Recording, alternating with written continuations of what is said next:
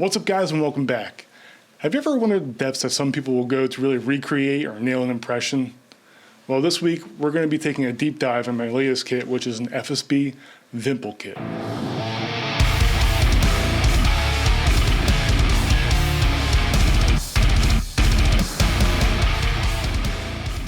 Now, if you don't know what an impression kit is, it's pretty much just someone who puts together a kit based on a reference photo and tries to get every piece nailed down one-to-one as close as humanly possible. And I mean every piece.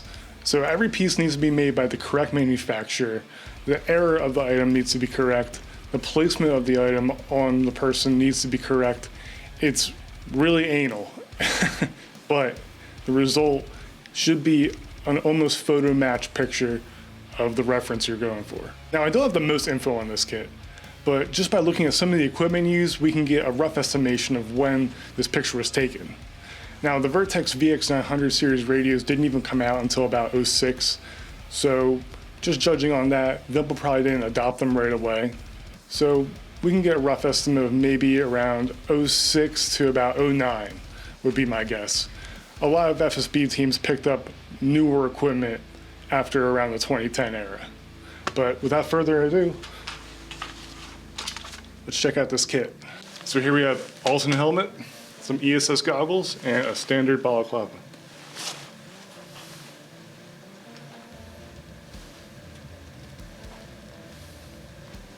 Next we have the rifle. So this is a SEMA AKS-74. There's no real internal mods or anything, but it definitely looks the part. It has a Bellomo side mount as well as Bellomo sight. This is a PK016. It's pretty much just your aimpoint clone, but it's a legit Russian sight. Then we have a TDI lower, TDI flashlight mount, and a generic no-name flashlight. Really not too much to this gun, but it looks pretty close to what he was using. I wish I had the original side mount for the PK01, but they don't come with it anymore. That's an older piece. We also have MPO mags, which are real mags just cut with AEG internals inside. So they look amazing. So next up for this kit is the torso. If you're familiar with Russian gear, I'm sure you've seen this pattern a million times. This is Birch or Berezka, but this suit's in the partisan cut, so it makes it a little bit more special.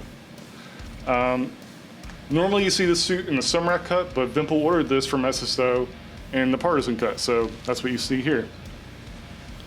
Next we have the SSO Strike Omega, which is honestly just your standard MOLLE vest.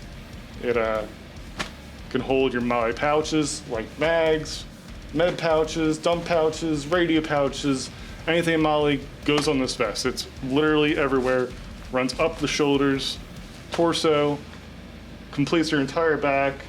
The sides are mostly just straps, but I mean, there's plenty of MOLLE space. I can't imagine someone needing more than this.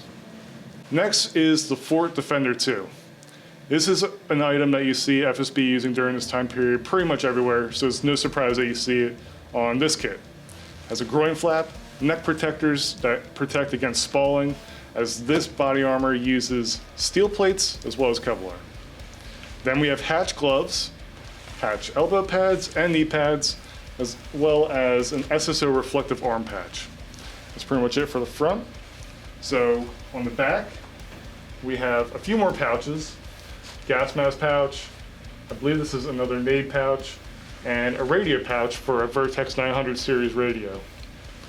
One thing I don't have for this kit is the cord that goes from the 900 series radio to the helmet, which is a pretty scarce item, but I'm sure I'll find one eventually. So lastly, we have the bottoms. Now, there's really not too much to this part, but it does contain probably the most interesting piece, which is this Palma Smersh butt pouch as a dump pouch. Now, this is a pretty good idea in my opinion. I mean, it can fit literally everything in there. Mags, medical equipment, evidence, you name it, it's gonna fit in here, but that's also the problem with it, is it's just too cumbersome. I'm sure this was probably thrown on there in a pinch just because someone needed a dump pouch, but I mean, I could definitely see it also being annoying as fuck. Next we have the Strike Omega drop leg system.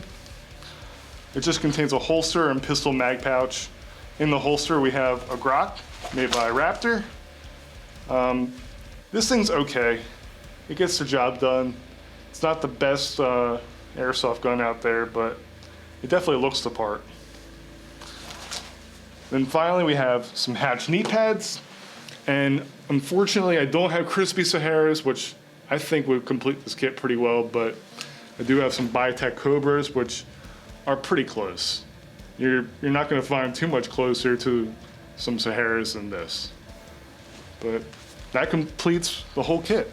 So let me know what you think of this. Do you like the impression kits? Do you like hearing about the deeper dives into some of the kits I build?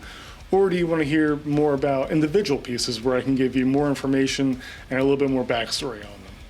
Also, don't forget to leave a comment to win a free patch courtesy of Rush B Airsoft. But until then, I'll see you guys in the next one.